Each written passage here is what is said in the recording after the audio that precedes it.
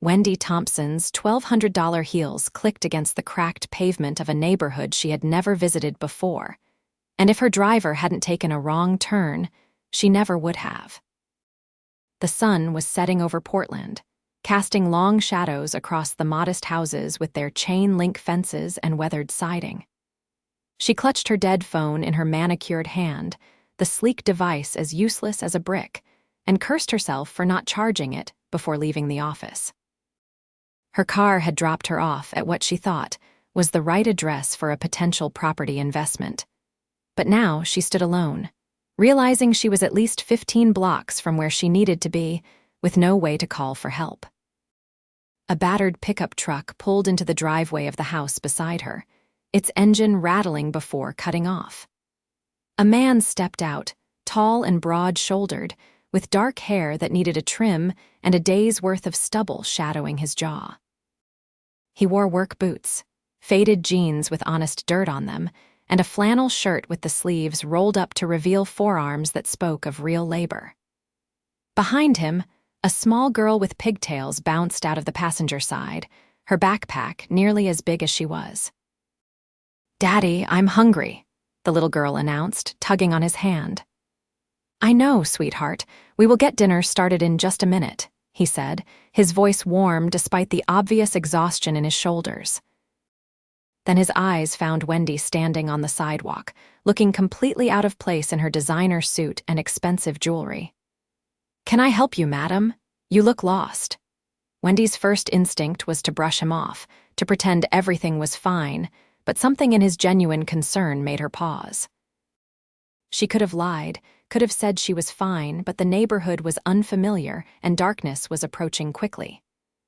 "I am a bit turned around," she admitted, forcing a small smile. "My phone died and I am trying to get to Riverside Avenue. I thought I was closer than this." The man's brow furrowed. "Riverside? That is a good walk from here, at least 20 minutes, maybe more in those shoes." He glanced down at her heels, and there was no judgment in his expression, just honest assessment. "I would offer to drive you, but I need to get my daughter fed first. She has been at after-school care since 3, and it is already past 6. The little girl peered around her father's leg, studying Wendy with open curiosity. "Are you a princess?" she asked, her eyes wide. "You are dressed really fancy." Despite herself, Wendy laughed. "No, honey, I am not a princess, just someone who got a little lost." "I am Mia," the girl said proudly. "I am 7 years old. This is my daddy, Marcus. He is the best daddy ever." Marcus Carson smiled at his daughter, and the expression transformed his tired face into something genuinely handsome. "You are biased, kiddo." He looked back at Wendy, and she could see him weighing options in his mind. "Look, I hate to leave you stranded. How about this? I will get Mia started on dinner, and then I can give you a ride. It would only take about 15 minutes to get her settled." Wendy's instinct screamed at her to refuse. She was a billionaire, for heaven's sake, one of the wealthiest women in the Pacific Northwest. She owned buildings, businesses, entire blocks of downtown Portland. She did not wait on strangers in unfamiliar neighborhoods. But something about Marcus's earnest kindness and the way Mia looked up at her with such innocent trust made her nod. "That would be very kind of you." "I do not want to impose, though." "It is no imposition," Marcus said, already heading toward his front door. "Come on inside. You should not wait out here on the street as it gets dark." The house was small but impeccably clean, with mismatched furniture that looked like it came from thrift stores, but was arranged with care. Children's drawings covered the refrigerator, and a stack of library books sat on the coffee table. Marcus immediately went to the kitchen, pulling out a box of pasta and a jar of sauce. "Nothing fancy tonight, I am afraid, just spaghetti." "Can I help?" Wendy heard herself asking, surprising them both. Marcus paused, a pot in his hand. "You want to help cook?" "Why not?" "I mean, you are already doing me a favor. The least I can do is help with dinner." The truth was, Wendy Thompson had not cooked a meal in her own home in over a decade.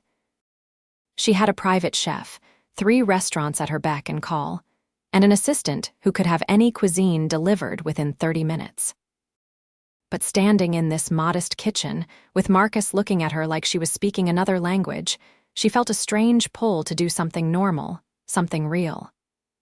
"Okay then," Marcus said slowly. "You can help Mia with her hands and get the table set. Plates are in the cabinet there." As Wendy washed her hands at the sink beside Mia, the little girl chattered away about her day at school, about her friend Emma who could do a cartwheel, about the book they were reading in class. Wendy found herself genuinely listening, engaged in a way she had not been with another person in months. Her life was filled with board meetings, acquisition strategies, profit margins. When was the last time someone had spoken to her without wanting something? They set the table together, Mia carefully placing forks and napkins while Wendy found glasses and filled them with water. Marcus worked at the stove, and she noticed the efficiency in his movements, the practiced ease of someone who had made this meal 100 times. He had pushed up his sleeves further, and she could see the muscles in his arms as he stirred the sauce, the capable strength in his hands. "So what brings you to this part of town?" Marcus asked, not looking up from the stove. "Riverside Avenue is where all the new developments are going up." "You involved in that?" Wendy hesitated. This was the moment she could have told him who she was.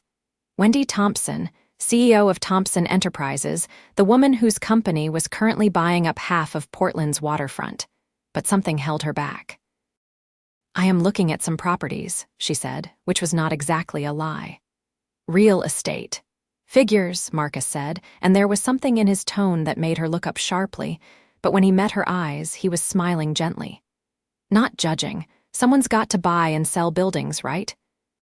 Just hope whoever is doing all that development over there remembers there are real people living in these neighborhoods who cannot afford to get priced out." It was a knife to her conscience, sharp and unexpected. Her company was doing exactly that, buying properties, raising rents, pushing out long-time residents in favor of higher profit ventures. She had justified it as business, as progress, as the natural evolution of a city. Standing in Marcus's kitchen, watching him serve pasta onto chipped plates for his daughter, she felt a twist of something uncomfortable in her chest.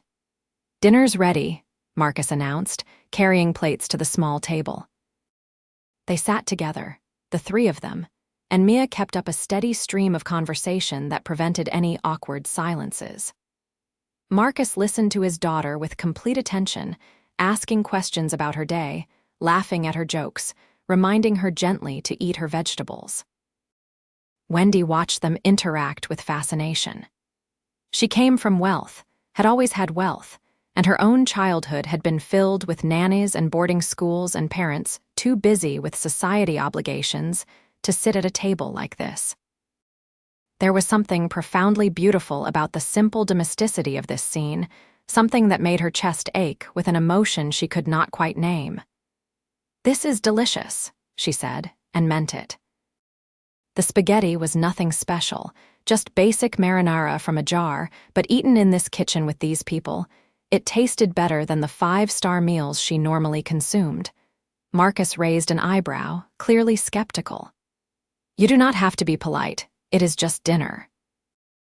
"I am not being polite," Wendy insisted. "I mean it." After dinner, Marcus insisted on cleaning up while Mia showed Wendy her collection of rocks, each one apparently very special and found in important locations like by the big tree at recess and near Grandma's house. Wendy found herself sitting on the worn couch, genuinely admiring each rock, asking questions that made Mia's face light up with excitement. "Okay, kiddo," Marcus said, returning from the kitchen. "Time for your bath, and then we can read a chapter of your book." Mia's face fell. "But I want to show Wendy my drawings." "Wendy needs to get to where she's going," Marcus said gently. "And you need your bath, school tomorrow." "It is okay," Wendy said, standing. "Thank you both so much for dinner and for your hospitality. I really appreciate it." "Let me grab my keys," Marcus said. "Mia, pajamas and bath. I will be back in 30 minutes and I expect you clean and ready for our story. Can you do that for me?" Mia nodded seriously. "I am 7. I can take a bath by myself." "I know you can, sweetheart. You are very grown up." Marcus kissed the top of her head, and Wendy felt that ache in her chest again, watching the easy affection between them in the truck, which smelled like sawdust and had a car seat strapped in the back. Marcus started the engine and pulled out onto the street. So, Riverside Avenue. Any particular cross street? Wendy's mind raced. She had no property viewing. The meeting she had been heading to was at her own office building downtown, and she had intended to walk from a restaurant nearby. The whole story was unraveling, and she found herself reluctant to let this man out of her life just yet. Actually, she heard herself say, I think I got my days confused. The appointment might have been tomorrow. Marcus glanced at her, and she could see the intelligence in his eyes, the quiet assessment. Your phone's dead. You cannot check. Right, yes, I cannot check. She was a terrible liar.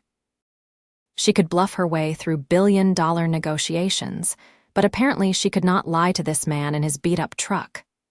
Where do you actually need to go? Marcus asked, his voice kind rather than accusatory.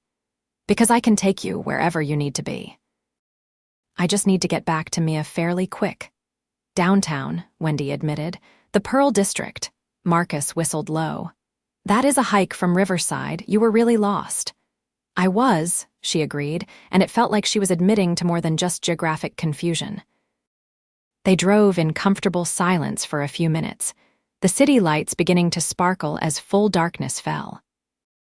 Wendy found herself studying Marcus's profile in the dim light from the dashboard, the strong line of his jaw, the way his hands rested easy on the wheel despite the long day he had clearly had. Can I ask what you do? She said finally. For work, I mean. I am a carpenter, Marcus replied. Mostly custom furniture, some renovation work, whatever I can get. Been doing it about 10 years now, built up a decent little business. Nothing fancy, but it pays the bills. He paused, then added, most of the time anyway. It must be hard, Wendy said carefully, raising Mia on your own. Her mom passed when she was 3, Marcus said, his voice neutral but his hands tightening slightly on the wheel. Cancer. It was fast. Since then, it has just been the two of us. I am so sorry. Thank you. It has been 4 years now. We have found our rhythm, Mia and me. She is the best thing in my world. Everything I do is for her. He said it simply, as a statement of fact, and Wendy believed him absolutely. They reached the Pearl District, and Wendy directed him to a corner near her building, not quite at the entrance, but close enough. She did not want him to see the gleaming tower with her name on it, did not want to shatter whatever strange spell had fallen over this evening. Thank you, she said, gathering her purse and her dead phone. Really, thank you for everything. Dinner, the ride, your kindness to a stranger. Marcus smiled at her, and it was like sunshine. No problem at all. Hope you find your appointment, whether it is today or tomorrow. She should have gotten out. Should have walked away, returned to her life of luxury and power and endless meetings. Instead, she heard herself ask, could I give you my number? Maybe I could take you and Mia to dinner sometime to thank you properly? Something flickered across Marcus's face. Surprise, maybe, or interest, or caution. Your phone's dead, he pointed out gently. Right. Could I have yours then? I could call you when my phone is charged. He studied her for a long moment, and she felt like he was seeing right through her designer clothes and expensive jewelry to something deeper, something she usually kept hidden behind boardroom confidence and corporate ruthlessness. Finally, he reached into the truck's console and pulled out a business card that read Carson Custom Carpentry with a phone number and email. Sure, he said. Why not? Mia would probably love that. She does not get to meet princesses every day. Wendy laughed, clutching the card like it was precious. I told her I am not a princess. You kind of look like one, though, Marcus said, and there was something in his eyes that made her heart skip. She climbed out of the truck, waving as he drove away, and stood on the sidewalk watching his taillights disappear into traffic. Then she looked down at the card in her hand and felt a smile spread across her face that had nothing to do with business success or financial triumph. By the time she reached her penthouse apartment, reality had begun to reassert itself. What was she doing? She was Wendy Thompson. She did not have time for dinners with struggling carpenters and their adorable daughters. She had a company to run, deals to close, an empire to maintain. She should throw away the card, forget about the evening, chalk it up to a strange adventure. Instead, she put the card in her wallet and plugged in her phone. 3 days later, she still had not called. She told herself she was too busy, which was partially true. A major acquisition was in the works, and she spent 16-hour days in meetings and on conference calls. But in the quiet moments, riding the elevator to her office on the top floor, lying in bed before sleep came, she thought about Marcus's smile and Mia's rock collection, and the way simple spaghetti had tasted in their small kitchen. On the 4th day, her assistant Jennifer came into her office with the usual stack of documents requiring signature. "The Riverside development is ready to move forward," Jennifer said, sliding a folder across the desk. "Legal says we are clear to start evictions in the residential properties within 60 days. Wendy opened the folder, scanning the addresses. Her heart stopped. She recognized that street, Marcus's street. His house was on the list of properties being acquired. "This one," she said, pointing to the address. "What is the status?" Jennifer consulted her tablet. "Single-family home, currently rented. Tenant is month to month, so eviction should be straightforward. Property owner is eager to sell. We are offering 20% over market value, so there should be no complications." "Hold off on this property," Wendy said, her mind racing. Jennifer looked up, surprised. "Just this one? Why? I want to review it more carefully. Just hold off for now." After Jennifer left, Wendy sat staring at the address on the page. This was what she did. This was her business. She found undervalued areas, bought up properties, developed them into high-end retail and residential spaces, made enormous profits. The fact that people like Marcus got displaced was unfortunate, but inevitable. Progress required sacrifice.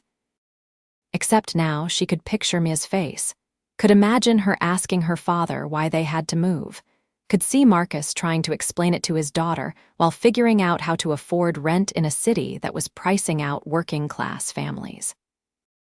She picked up her phone and dialed the number on the card before she could talk herself out of it. Marcus answered on the 3rd ring, his voice distracted. "Carson Carpentry." "Marcus, it is Wendy. We met last week. You gave me a ride." There was a pause, and she could hear the smile in his voice when he responded. "The princess who got lost. I remember. How are you?" "Good. Listen, I know this is short notice, but I wanted to take you and Mia to dinner. To thank you properly, would Saturday work?" Another pause. "You do not have to do that." "I want to," Wendy said, and realized she meant it with an intensity that surprised her.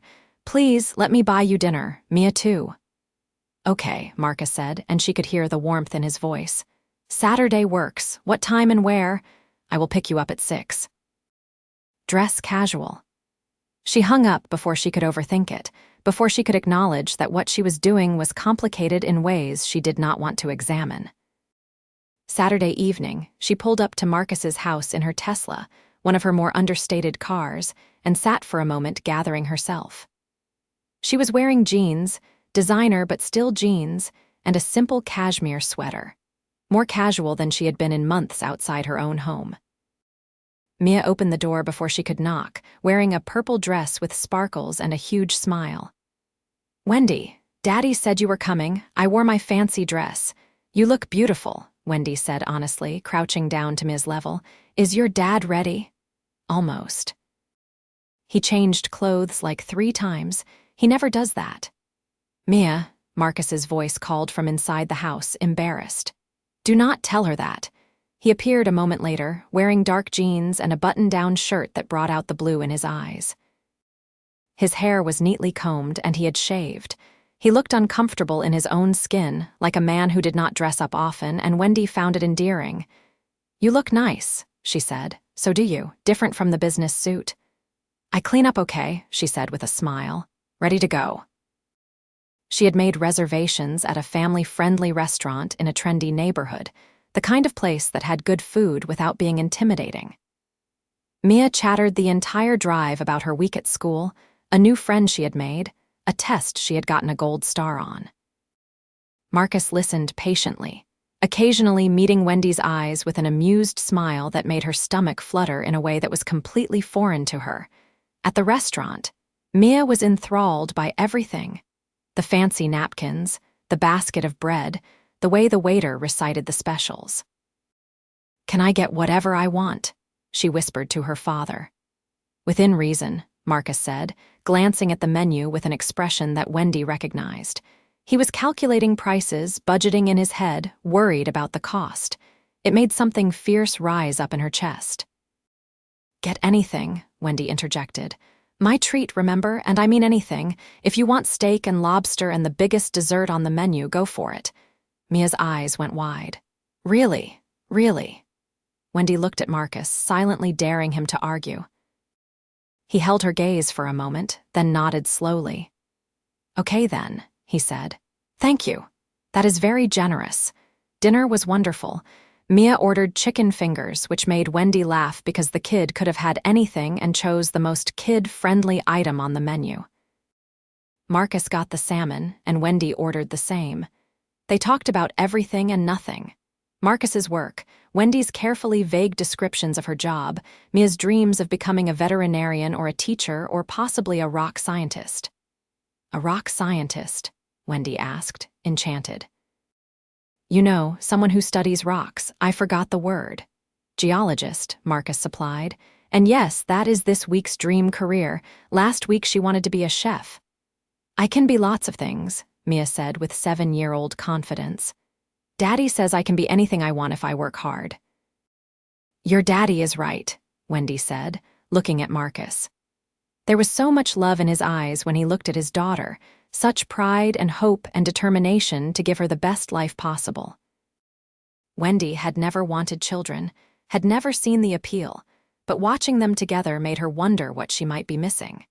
After dinner, as they walked to the car, Mia reached up and took Wendy's hand like it was the most natural thing in the world. The small hand in hers was warm and trusting, and Wendy felt something crack open in her chest, some wall she had built years ago beginning to crumble. "Can we do this again?" Mia asked as Wendy drove them home. "This was the best dinner ever." "Mia, do not invite yourself," Marcus said gently. "Wendy is very busy. She has her own life." "I would love to do this again," Wendy said, and meant it. "Maybe next time you can show me more of your rock collection." Mia bounced in her car seat with excitement. "Yes, I got 3 new ones this week." When they reached the house, Marcus unbuckled Mia and walked her to the door. Wendy waited in the car, but he came back alone after a moment. "She is washing up for bed. I will get her settled in a bit." He leaned against the car door, looking down at Wendy through the open window. "Thank you for tonight. That was really special. You did not have to do all that."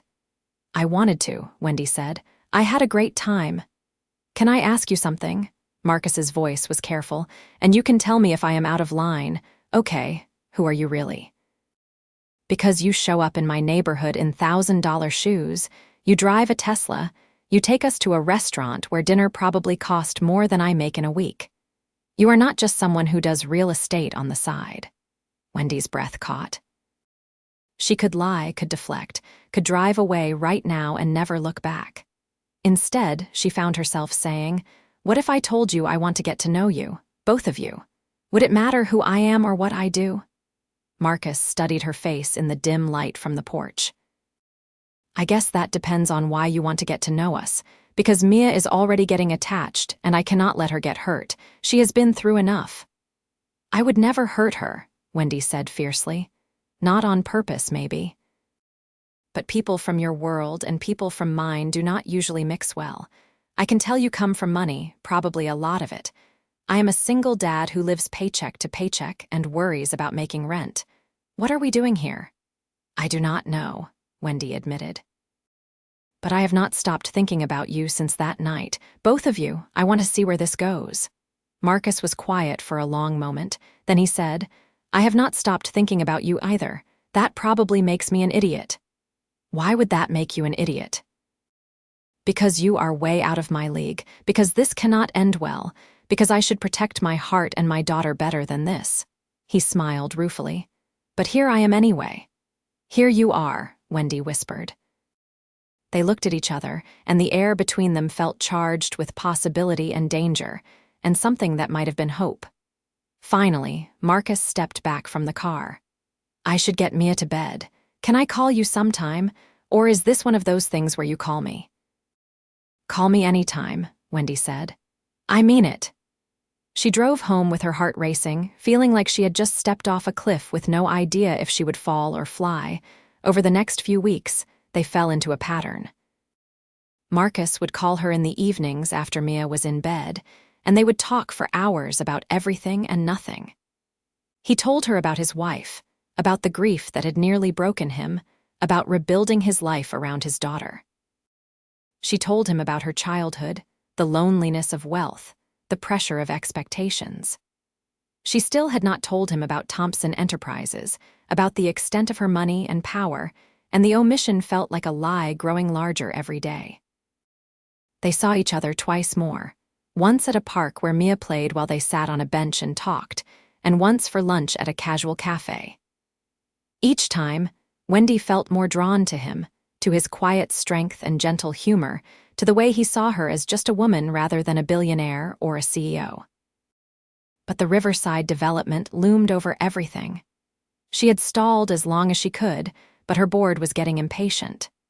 The other properties were being acquired, tenants were receiving eviction notices. Only Marcus's house remained untouched, and people were starting to ask questions. We need to move on the Carson property, Jennifer said one morning, standing in Wendy's office with her tablet and an expression that said she knew something was going on. The property owner is threatening to go with another buyer if we do not close soon. What is the holdup? Wendy stared at the view from her window, the city spread out below her like a kingdom she ruled. How much would it cost to buy the property and let the tenants stay? Jennifer blinked. What? If we bought the property but did not evict the current tenant, let him stay at his current rent. How much would that impact the development? Substantially. The whole point of the acquisition is to clear the properties and redevelop. One house in the middle of the project would be a logistical nightmare, not to mention the lost revenue. Jennifer paused. Is this about Marcus Carson? Wendy turned sharply. How do you know that name? I am your assistant. It is my job to know things. You have been seeing him and his daughter. You have been distracted for weeks, which is not like you at all. I ran a background check. At Wendy's expression, Jennifer held up her hands. Standard procedure for anyone entering your personal life. He is clean. Hardworking, no debt beyond the usual, good father by all accounts.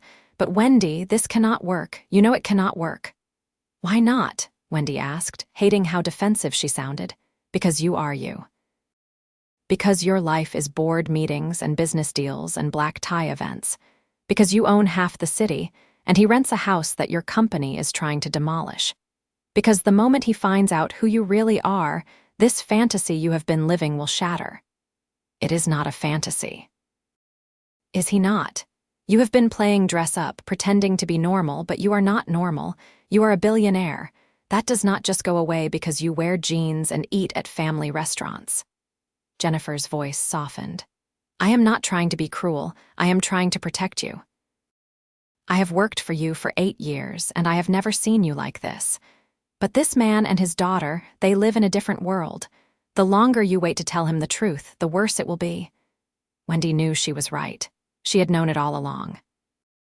Pull the Carson property from the acquisition. Tell the owner we are no longer interested. That will kill the entire development. We have already invested millions. The board will never approve it. Then I will buy the property myself. Personally, not through the company. Whatever it takes to ensure that Marcus and Mia do not lose their home. Jennifer stared at her. You are serious. Completely serious. Make it happen. After Jennifer left, Wendy sat at her desk with her head in her hands. This was spiraling out of control. She was making business decisions based on personal feelings, which was something she had sworn never to do. But the thought of Marcus finding out that she was the reason he was losing his home, the thought of Mia's tears, was unbearable. Her phone rang. Marcus's name on the screen made her smile despite everything. "Hey," she said, answering. "Hey yourself. Listen, I know this is last minute, but Mia is at a sleepover tonight, which almost never happens. I was wondering if you would want to have dinner. Just the two of us." Wendy's heart skipped. "I would love that." "Great, but fair warning, I am cooking, my place. Nothing fancy, but I promise it will be better than boxed spaghetti." "That sounds perfect." That evening, she drove to his house with a bottle of expensive wine that she had carefully removed from its designer bag, trying to make it look like something she had just picked up at a regular store. Her stomach was full of butterflies, nervous in a way she had not been since she was a teenager.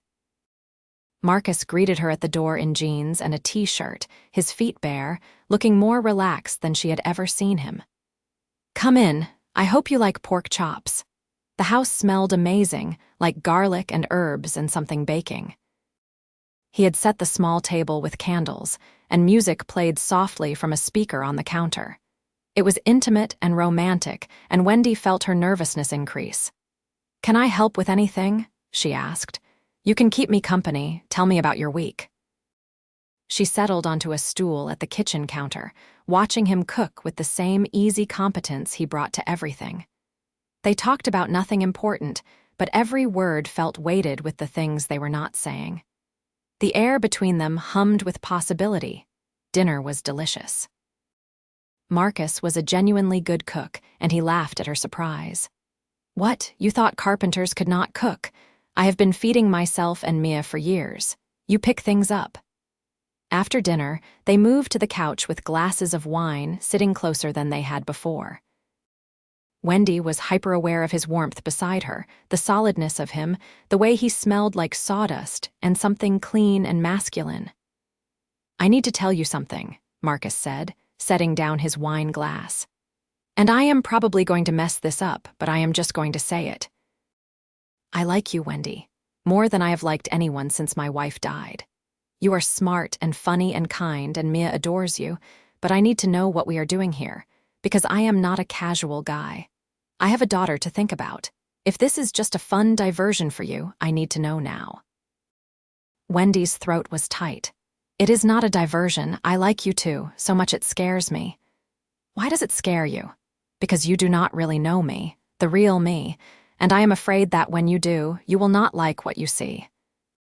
Marcus reached out and took her hand, his calloused fingers wrapping around hers. "So tell me, who is the real Wendy?" This was the moment.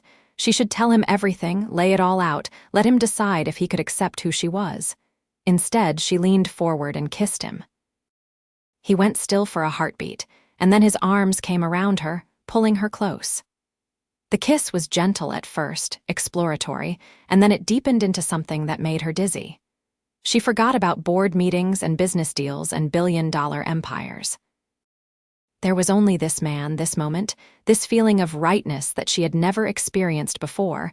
When they finally broke apart, they were both breathing hard. Marcus rested his forehead against hers. "That was not telling me about the real you."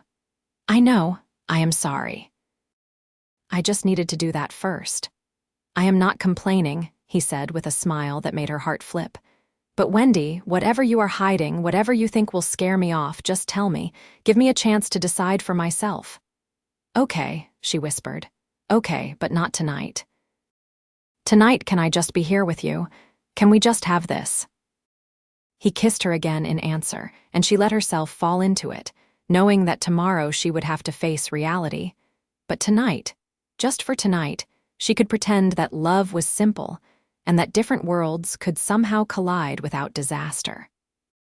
They spent hours on that couch, talking and kissing and learning each other. Marcus told her about his dreams for his business, about wanting to create something lasting that he could pass down to Mia someday. Wendy talked about the loneliness of success, about how she had spent so many years building an empire that she had forgotten to build a life.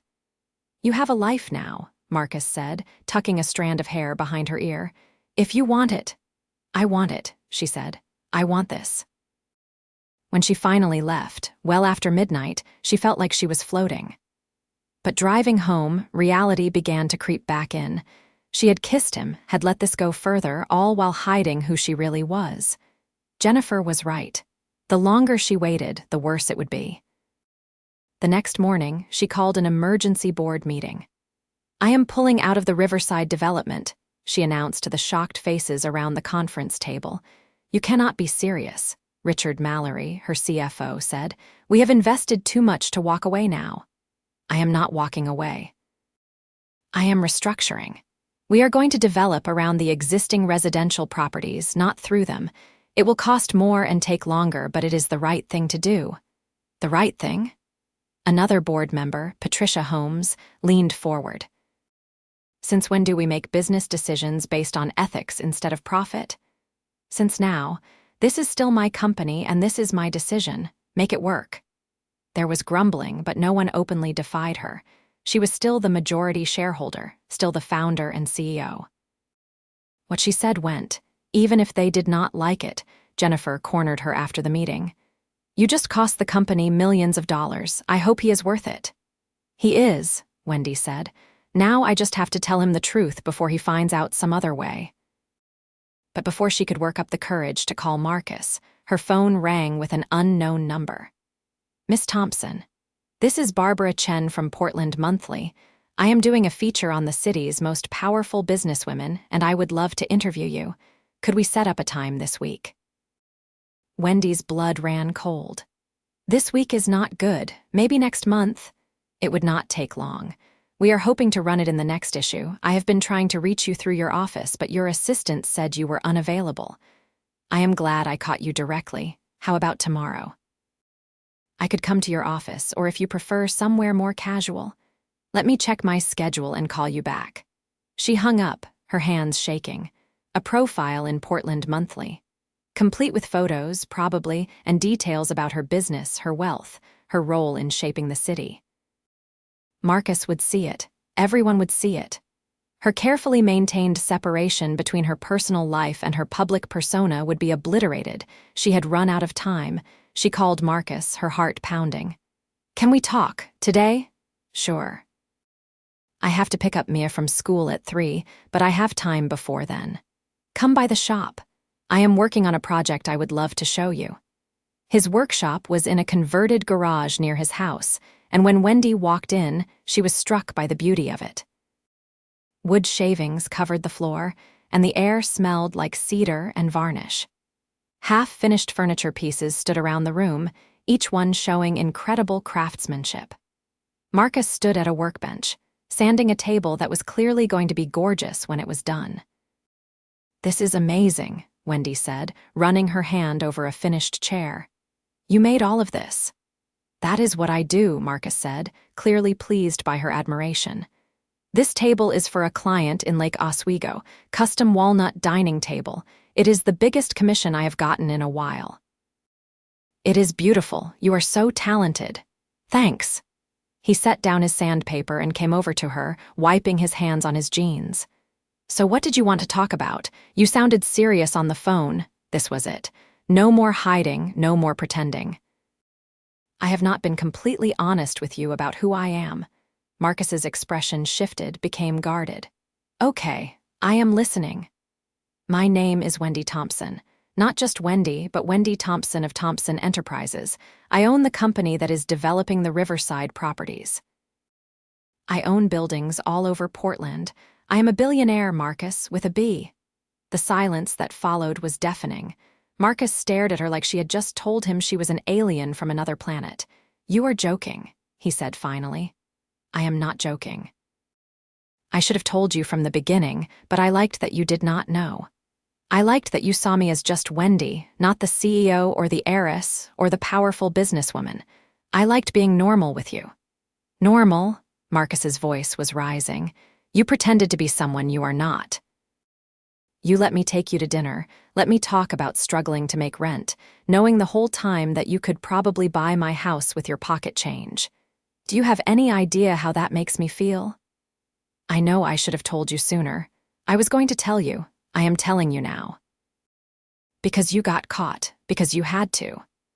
He ran a hand through his hair, agitation clear in every line of his body. "Thompson Enterprises, you are the one buying up the neighborhood. You are the reason people are losing their homes." "Not anymore. I pulled the development." I restructured it so no one has to move. Your house is safe, Marcus. Everyone's homes are safe. Because of me, you changed a multi-million-dollar business deal because of me? Yes. And you think that makes this better? Marcus was pacing now, his hands clenched into fists. You think I want to be the reason you change how you do business? You think I want that kind of power over your decisions? I am a carpenter, Wendy. I make furniture. I do not play in your league.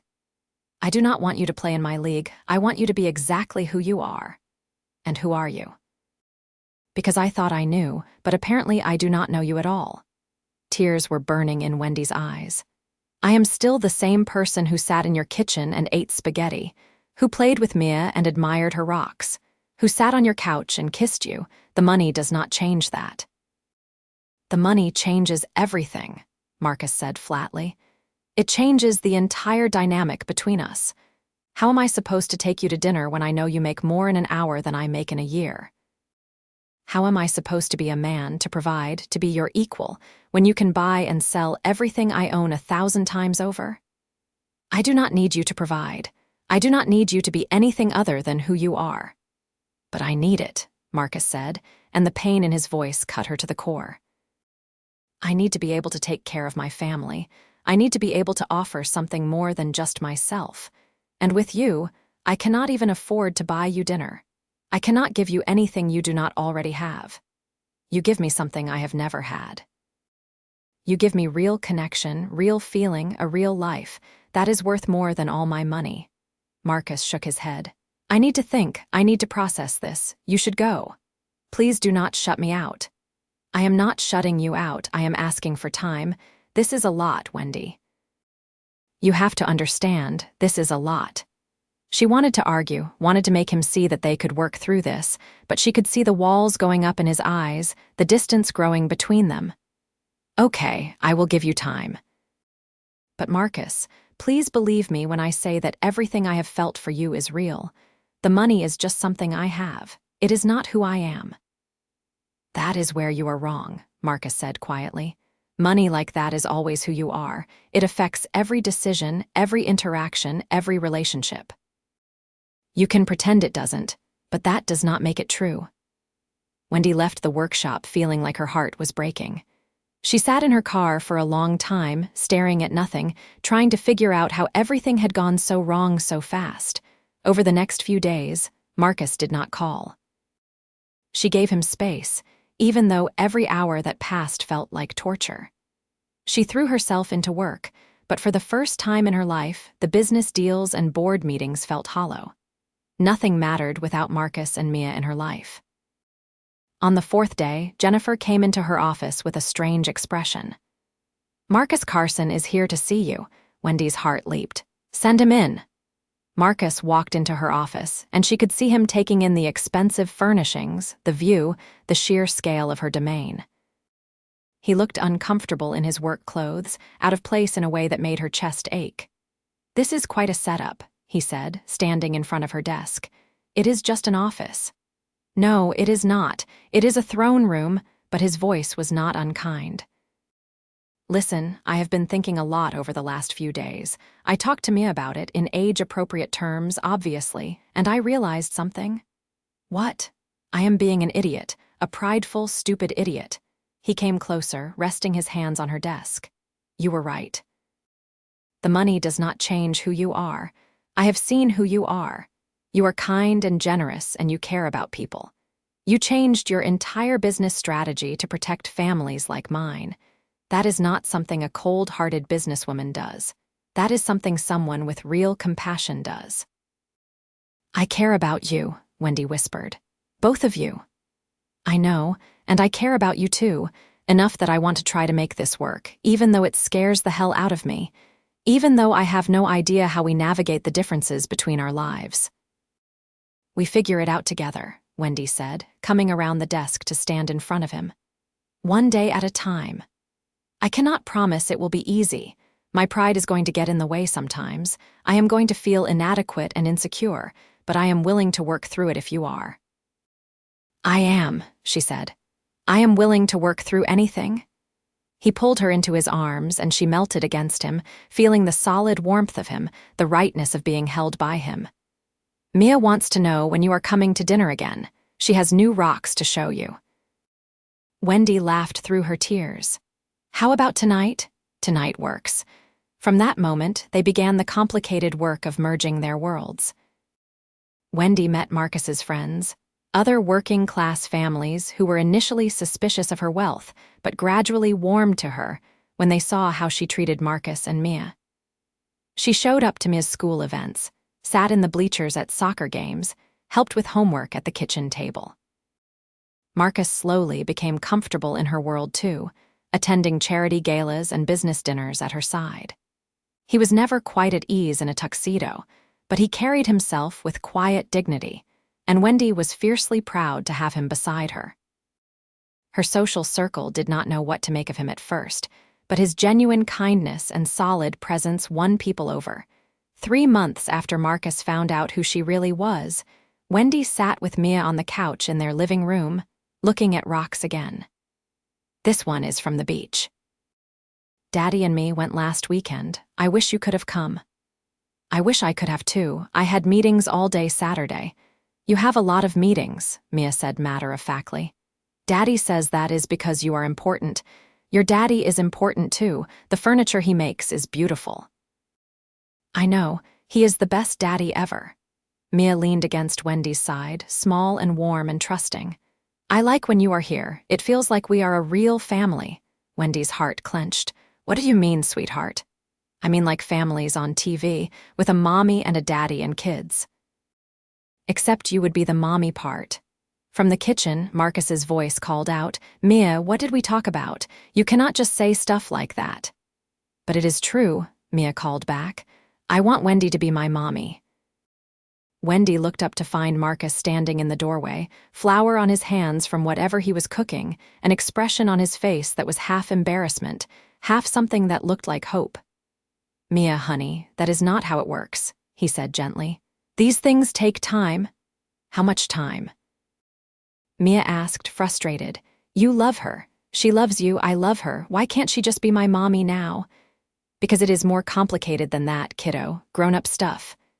Grown-up stuff is dumb, Mia pronounced, crossing her arms. That night, after Mia was in bed, Marcus and Wendy sat on the porch swing, wrapped in a blanket against the autumn chill. I am sorry about earlier, Marcus said. I have been trying to teach her not to push, but 7-year-olds are not great at boundaries. She did not say anything wrong, Wendy said softly. I have been thinking about it too, about what a future with you would look like. Marcus turned to face her, his eyes serious. And what does it look like? It looks like this. You and me and Mia, a family. She took a deep breath.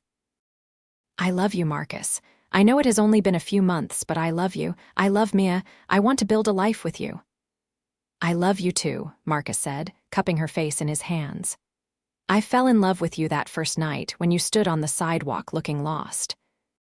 I tried to protect myself, but it didn't work. You got under my skin, into my heart. They kissed under the stars, and Wendy felt like everything in her life had been leading to this moment, this man, this feeling of absolute rightness. But building a life together was not without challenges. 6 months into their relationship, a business crisis erupted that required Wendy to spend 3 weeks traveling between New York and London. She was exhausted, barely sleeping, living on coffee and conference calls. Marcus tried to be understanding, but she could hear the strain in his voice during their nightly phone calls. I miss you, he said one night, and she could hear Mia crying in the background. What is wrong? Is she okay? She is fine, just had a nightmare, wanted you. There was a pause. We both want you. When are you coming home? 2 more days. I promise, just 2 more days. When she finally got back to Portland, she went straight to their house from the airport, not even stopping at her apartment to drop off her bags. Marcus opened the door looking tired, and Mia threw herself into Wendy's arms with enough force to nearly knock her over. I missed you so much, Mia sobbed into her shoulder. I thought you were not coming back. I will always come back, sweetheart, always.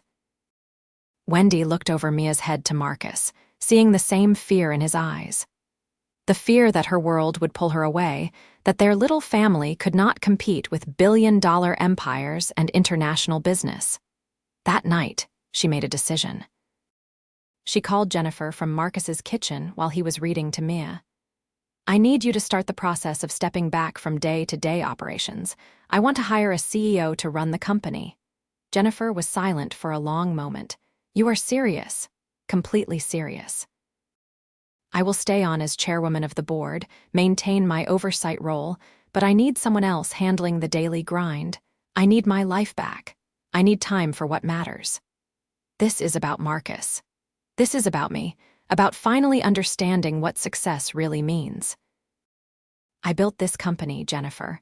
I can afford to let someone else run it while I actually enjoy my life." It took 3 months to find the right person and transition responsibilities, but when it was done, Wendy felt lighter than she had in years. She still worked, still attended board meetings and made major decisions, but she no longer spent 16 hours a day in her office. She had time to go to Ms. School plays, to have dinner with Marcus every night, to be present in her own life. 1 year after they met, Marcus took her back to the spot where her car had dropped her off that first night. They stood on the same cracked sidewalk, and he took her hands in his. "A year ago, you stood right here looking lost.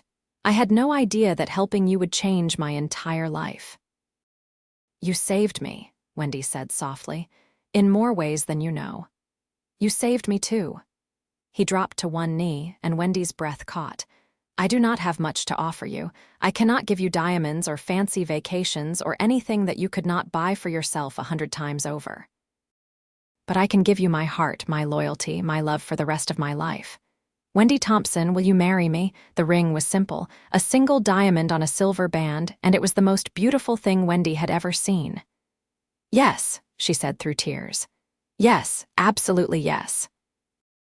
They were married 6 months later in a small ceremony at the house they had bought together. A perfect blend of his modest practical needs and her ability to make anything happen. Mia was the flower girl, wearing a dress she had picked out herself, beaming with pride as she walked down the aisle scattering petals. Wendy wore a simple white dress that cost less than some of her business suits, and Marcus wore a suit he had bought with his own money, refusing her offers to pay for anything. He was still proudly independent in that way, still determinedly contributing even though her money could have bought everything 1,000 times over. When they said their vows, Wendy looked into Marcus's eyes and saw her future. Not a future of board meetings and acquisitions, but a future of love and family and simple joy. "I love you," she whispered as they kissed for the first time as husband and wife. "I love you too, Mrs. Carson," he whispered back, and she laughed because she had kept her name professionally, but loved hearing him call her that anyway. The reception was a blend of their worlds. Her wealthy friends mixing with his working-class buddies, champagne alongside beer, catered food next to dishes that Marcus's friends had brought in Tupperware containers. It was chaotic and imperfect, and absolutely perfect. Mia clung to Wendy's hand all night, introducing her to everyone as "my mommy," and each time she said it, Wendy's heart swelled. She had officially adopted Mia the month before, a legal process that had taken time but was worth every moment of paperwork and waiting. That night, after all the guests had left and Mia was asleep in her room, Marcus and Wendy stood in their kitchen, exhausted and happy. "So this is married life," Marcus said, pulling her close. "This is just the beginning," Wendy replied, resting her head against his chest. 2 years after their wedding, Wendy found out she was pregnant. She was terrified, having never planned on children, but Marcus was thrilled. Mia was over the moon at the idea of being a big sister. "I am going to teach the baby everything," Mia announced, now 9 years old and full of opinions. How to find the best rocks, how to ride a bike, everything. The pregnancy was not easy. Wendy was 37 and her doctor warned her about the risks. But Marcus was beside her every step of the way, patient and supportive through the morning sickness, the mood swings, the late-night tears when she was convinced she would be a terrible mother. You are already a great mother, he reminded her, rubbing her swollen feet after a long day. Mia adores you. This baby will too. Their son was born on a rainy April morning, 8 pounds and perfect. They named him Michael, and when Marcus held him for the first time, tears streaming down his face, Wendy fell in love with her husband all over again. Mia was obsessed with her baby brother, constantly wanting to hold him and help with everything. She took her role as big sister seriously, reading to him even though he was too young to understand, showing him her rock collection, singing him songs. Life settled into a beautiful rhythm. Wendy worked from home most days, attending virtual meetings while nursing Michael, balancing business calls with diaper changes. Marcus expanded his carpentry business, hiring 2 employees and taking on bigger projects. They were building something together, not just a family but a whole life. 5 years after they met, they stood in the kitchen of their home, Michael toddling around their feet while Mia did homework at the table. Marcus was cooking dinner, and Wendy was going over some documents for work, and it was ordinary and domestic, and everything she had never known she wanted. Remember when we met, Marcus said, stirring something on the stove. When your phone died. Wendy looked up, caught. What do you mean, died in quotes? He turned to her with a knowing smile. Your phone was not really dead that night, was it? What makes you say that? Because I have known you for 5 years now. I know when you are being genuine and when you are not quite telling the whole truth. Your phone was not dead. You could have called for a car, but you did not. Wendy set down her papers. You are right. My phone was not dead. I saw you get out of your truck with Mia, and I don't know, something made me want to talk to you, to see what would happen if I pretended to need help. So this whole thing, our whole life, started with a lie. More like a strategic omission, Wendy said with a sheepish smile. Are you mad? Marcus laughed, coming over to wrap his arms around her. Mad that you engineered a meeting that led to the best 5 years of my life. No, I am not mad. I am grateful you are a sneaky billionaire. I prefer the term opportunistic, Wendy said, kissing him. Daddy, mommy, gross. Mia called from the table. No kissing while I am doing math. Sorry, kiddo, Marcus said, not looking sorry at all. That night, after the kids were in bed, Wendy stood at the window of their bedroom, looking out at the neighborhood that had once seemed so foreign to her. Marcus came up behind her, wrapping his arms around her waist. What are you thinking about? He asked. About how lost I was that night. Not just physically lost, but lost in every way that mattered. I had all this success, all this money, but I was completely alone. You are not alone anymore. No, she agreed, leaning back against him. I am not. I found something that night that I was not even looking for. I found home. I found it too, Marcus said softly. I had been so focused on just surviving, on getting through each day for Mia's sake, that I forgot what it was like to really live. You reminded me. You gave me back hope. They stood together in comfortable silence, 2 people from completely different worlds who had somehow managed to build a bridge between them. It had not been easy, and there had been moments when the gap seemed too wide to cross. But they had done it, had created something real and lasting. Wendy thought about the woman she had been 5 years ago, driven and successful but fundamentally lonely. She thought about standing on that sidewalk, making the split-second decision to pretend her phone was dead, to see what would happen if she asked this stranger for help. It had been the best decision of her life. I love you, she said, turning in Marcus's arms to face him. I love you too, he replied, kissing her forehead, my billionaire wife who pretended to be helpless. I was not pretending to be helpless. I was pretending to be stranded. Same difference. It is not at all the same difference. They bickered playfully as they got ready for bed, a comfortable routine they had developed over years of marriage. As Wendy drifted off to sleep in Marcus's arms, she felt profound gratitude for that moment of impulse, that decision to lie about a dead phone. Sometimes the best things in life came from taking a chance, from being willing to step outside your comfort zone and see what happened. She had spent so many years in control, planning everything, managing every detail. But the most important thing in her life had come from a spontaneous moment, From letting go and seeing where the current took her, it had taken her straight to Marcus, to Mia, to Michael. To love, to family, to a life that was rich in all the ways that actually mattered. Years later, when Mia was 16 and Michael was 7, and they had added a daughter named Melissa to their family, Mia asked about the story of how Wendy and Marcus had met. They sat around the dinner table, and Marcus and Wendy took turns telling the tale. "So Mommy pretended her phone was dead?" Mia asked, eyes wide. "That is so sneaky." "It was strategic," Wendy corrected, but she was smiling. "It was sneaky," Marcus said, "but I am glad she did it. Otherwise, I never would have known that the fancy woman on the sidewalk would become the love of my life." "That is so romantic," Mia sighed, at the age where everything was either incredibly romantic or completely disgusting. "It is pretty romantic," Wendy agreed, reaching across the table to take Marcus's hand. "Sometimes you have to make your own luck. Sometimes you have to take a chance." Looking around at her family, at the life they had built together, Wendy knew she would make the same choice 1,000 times over.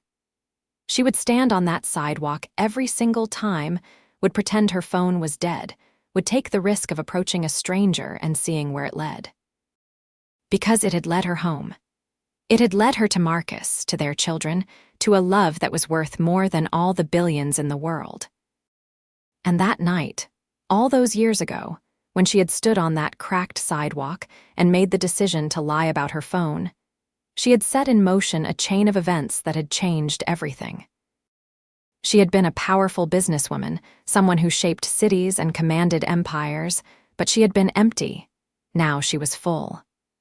Full of love, full of joy, full of the kind of wealth that no bank account could measure. Marcus caught her eye across the table and smiled at her, that same warm smile that had first captured her heart. She smiled back, thinking about all the years they had ahead of them, all the memories they would make, all the adventures they would share. She had pretended her phone died and found the struggling dad who became her obsession. But more than that, she had found herself. She had found the woman she was meant to be, not the billionaire or the CEO or the powerful mogul, but simply Wendy. Wife, mother, partner, friend. And it all started with a lie about a dead phone on a cracked sidewalk in a neighborhood where she did not belong. Except she did belong, because that was where Marcus was. That was where her future was waiting. She just had not known it yet, but she knew it now. She knew it every single day when she woke up in their bed, when she kissed her children goodbye before school, when she sat across from Marcus at breakfast and talked about their plans for the day.